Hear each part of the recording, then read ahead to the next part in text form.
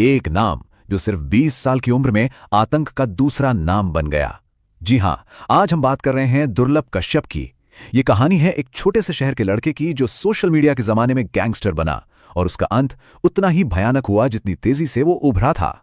सवाल यह है कि आखिर कैसे कोई इतनी कम उम्र में इस खतरनाक रास्ते पर इतना आगे निकल जाता है। चलिए आज इसी कहानी की परतों को खोलते हैं। तो ये कहानी शुरू होती है उज्जैन से।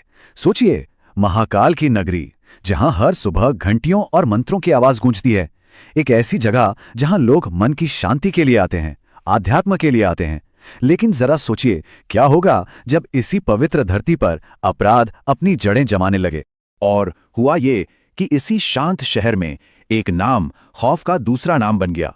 एक ऐसा नाम जिसने आस्था की इस नगरी में डर का, आतंक का एक बिल्कुल नया चैप्टर ही लिख दिया।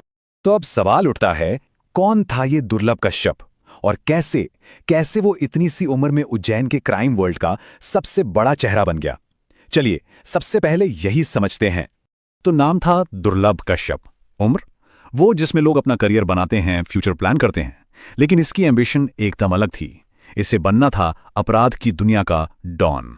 ये कोई आम लड़का नहीं था, बिल्कुल नहीं। इसके अंदर एक अजीब सा जुनून था, एक ऑब्सेशन, खासकर हथियारों को लेकर।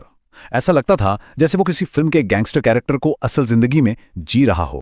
अब देखिए, सबसे बड़ा सवाल तो यही है कि एक नॉर्मल फैमिली का लड़का इस रास्ते पर गया तो गया कैसे? आखिर वो क्या वजह थी, वो कौन से हालात थे जिन्होंने उसे किताबों की दुनिया से खींचकर सीधे क्राइम के दलदल में धकेल दिया? कहते हैं कि बचपन से ही उसका नेचर काफी एग्रेसिव था, जिद्दी था। स्कूल में पढ़ाई लिखाई में उसका दिल कभी लगा ही नहीं। शायद उसे वो वाली पहचान चाहिए थी जो क्लासरूम में नहीं मिलती बल्कि सड़कों पर मिलती है, और बस उसने वही रास्ता चुन लिया। देखिए, क्राइम की दुनिया में कोई भी रातों रात नहीं पहुंचता। इसकी शुरुआत हुई छोटी मोटी लड़ाइयों से। फिर क्या, उसने लोकल गुंडों बदमाशों के साथ अपना एक गैंग बना लिया और वहां उसे ताकत का नशा चढ़ने लगा। जल्द ही ये शौक हथियारों के जुनून में बदल गया और फिर शुरू हुआ असली खेल, धमकी देना, पैसे वसूलना। अपनी टीनेज खत्म होते होते वो इस दुनिया में पूरी तरह से उतर चुका था। कहते हैं ना, जब एक बार डर का चस्का लग जाए तो वो बढ़ता ही जाता है। अब दुर्लभ सिर्फ एक छोटा मोटा बदमाश नहीं था। नहीं, उसने अपना खुद का गैंग खड़ा कर लिया था।